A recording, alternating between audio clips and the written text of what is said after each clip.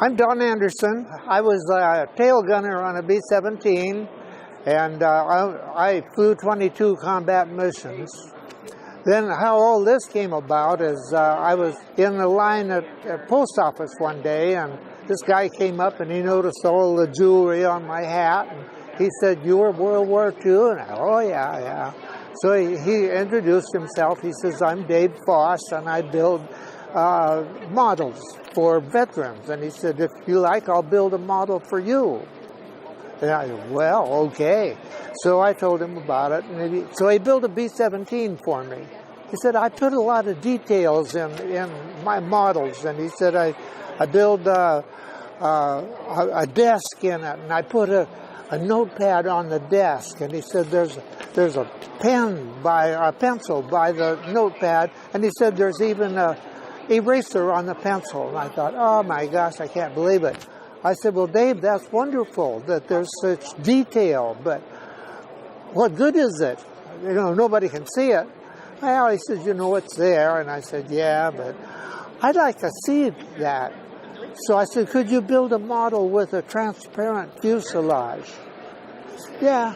So he did that. He built a model with a transparent fuselage. You could get down and you could see it, and sure enough, there's stuff in it. But I said, "Dave, it's so dark in there.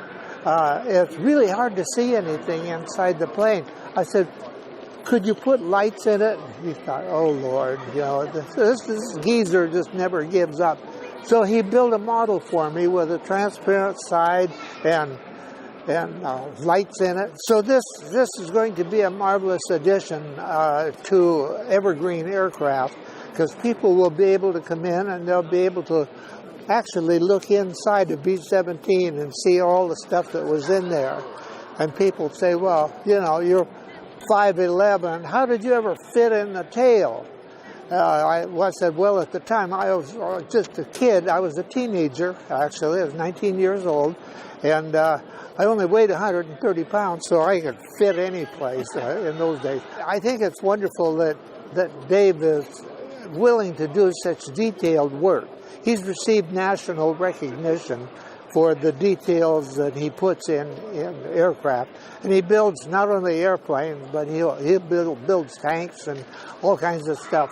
And it's very nice that the public will be able to get a bit of history on this. I didn't do anything great. I was just a high school kid. They drafted me, put me in the tail, shot at me, and came back, and now we're getting all this. Well, those of us who didn't fight think that you did something great. So,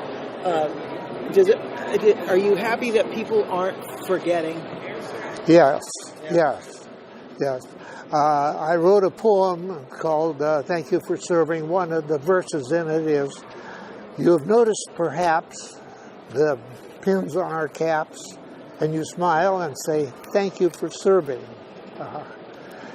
Well, let us thank you for remembering, too, that freedom is well worth preserving."